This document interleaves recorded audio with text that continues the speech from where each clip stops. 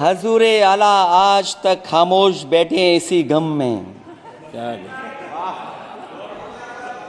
हजूरे आला आज तक खामोश बैठे हैं इसी गम में। महफिल लूट ले गया कोई जबकि सजाई हमने। योगी जी के लिए, योगी जी के लिए।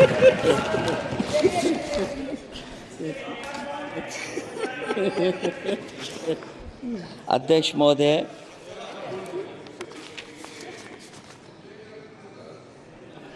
मैं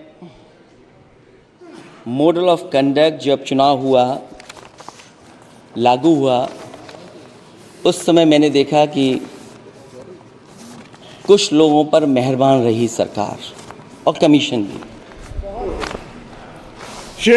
कई मैं बहुत डिटेल में नहीं जाना चाहता हूं अध्यक्ष महोदय,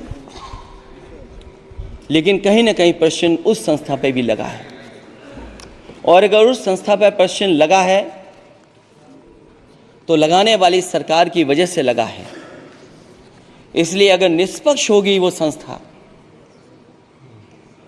तो न केवल हमारा लोकतंत्र स्वस्थ होगा बल्कि हमारे लोकतंत्र और मजबूत दुनिया में दिखाई देगा।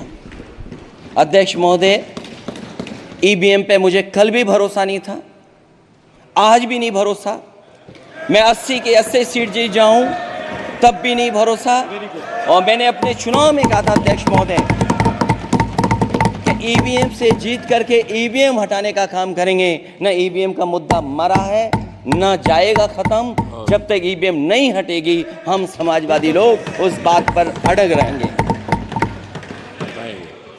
उत्तर प्रदेश अध्यक्ष महोदय वो प्रदेश है जिसने सरकार बीजेपी की बनवाई, एक बार नहीं 2 बार बनवाई, और उसी उत्तर प्रदेश के साथ कितना बड़ा भेदभाव,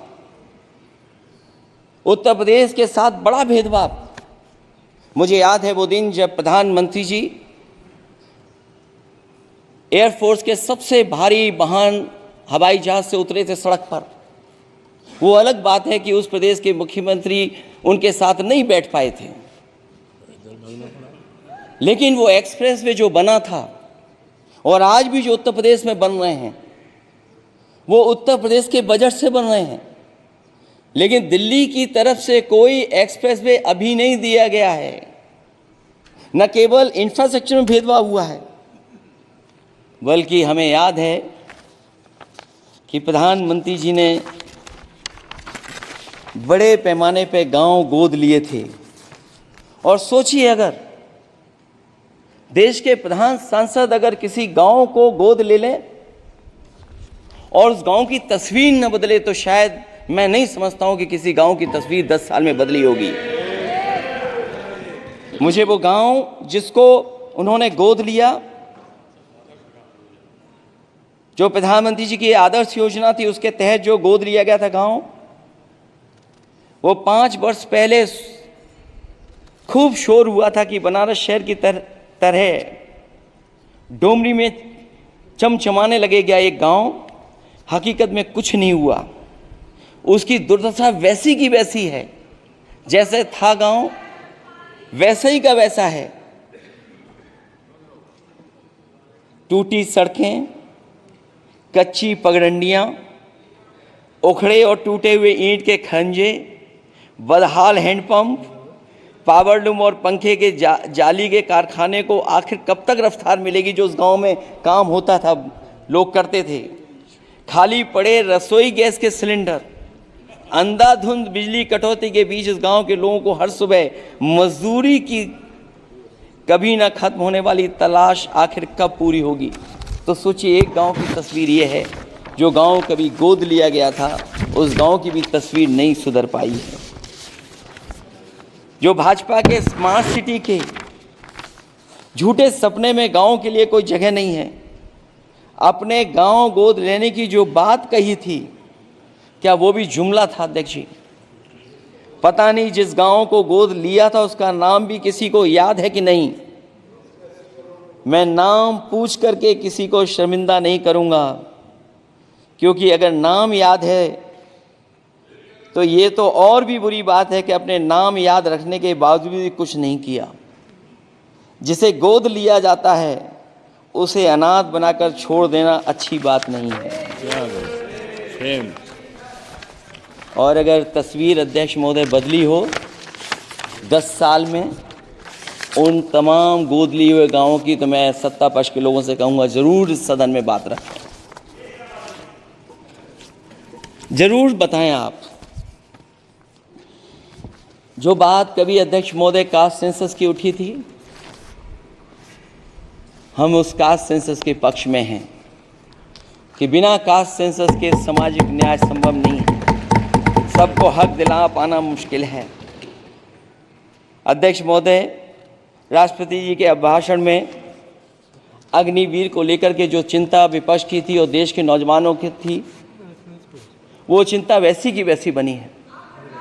अध्यक्ष महोदय, मैं ये कहना चाहता हूँ, मैं खुद मिलिट्री स्कूल से पढ़ा हूँ, मेरे साथ के बहुत बड़े पैमाने पे लोग फौज में हैं। मैंने समय समय पे जो मेरे साथ पढ़े जो सीनियर थे उनसे भी जानकारी हासिल की है, बड़े बड़े ऑफिसर से मैंने पूछा है, वो शायद आपको न बता पाएँ, लेकिन दबी जुबान में उन्होंने कहा है कि देश की सुरक्षा के साथ अग्निवीर जैसी व्यवस्था लागू करने से समझौता हो रहा है।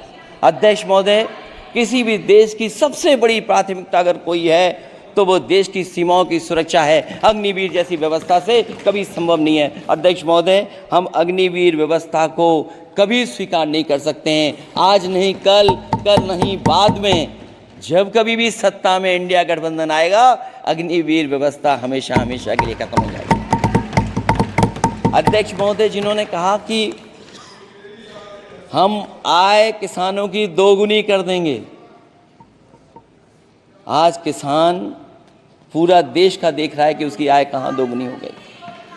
और जिस तरह महंगाई बढ़ी है, सरकार बताए कि महंगाई इस बढ़ने पे उसकी आय कितनी होनी चाहिए। और जो इंफ्रास्ट्रक्चर की बड़ी बड़ी बातें की गई थी कि एमएसपी लागू करने के लिए एग्रीकल्चर सेक्टर का इंफ्रास्ट्रक्चर तैयार होगा, लेकिन जहां तक मैंने उत्तर प्रदेश में देखा है, अगर इस सरकार में एक भी नई मंडी बनी हो तो मुझे सरकार बता दे। अध्यक्ष महोदय, जो इंफ्रास्ट्रक्चर एग्रीकल्चर सेक्टर में बनाने की बड़ी बात कही थी, अगर सरकार की तरफ से एक भी मंडी 10 साल में बनी हो तो जरूर सरकार बताए। जो सरकार मंडी नहीं बना सकती है उस पर एमएसपी का भरोसा कैसे कर सकते हैं, जिन्होंने एमएसपी का भरोसा दिलाया था। हम अध्यक्ष महोदय आपके माध्यम से यही कहेंगे कि जो राष्ट्रपति के भाषण में लीगल गारंटी एमएसपी को मिलनी चाहिए थी, वो क्रॉप्स को नहीं मिली है। न केवल फसलों को मिले बल्कि हॉर्टिकल्चर क्रॉप्स को भी एमएसपी देने का फैसला हो, जिससे कि हमारा किसान खुशहाल हो सके। साथ ही साथ ओपीएस की बात अभिभाषण में नहीं आई है। ओल्ड पेंशन स्कीम लागू हो, जिससे हमारे तमाम सरकारी कर्मचारियों का भविष्य बन सके। और देश की एक बड़ी आबादी, जहाँ से मैं चुन करके आता हूँ, उत्तर प्रदेश, जहाँ बुनकर, न केवल उत्तर प्रदेश बल्कि देश के कोने कोने में बुनकर समाज के लोग बड़े पैमाने पर रह रहे हैं, लेकिन बुनकरों को जो सुविधाएं मिलनी चाहिए वो भी इस सरकार में नहीं मिल पा रही हैं। जो प्रदेश सरकारों ने कभी बुनकरों के लिए योजनाएं चलाई थीं, वो भी अध्यक्ष महोदय बंद कर दी हैं। मैं अंत में इतना ही कहना चाहूँगा कि इस सरकार ने नौजवानों को नौकरी नहीं दी है,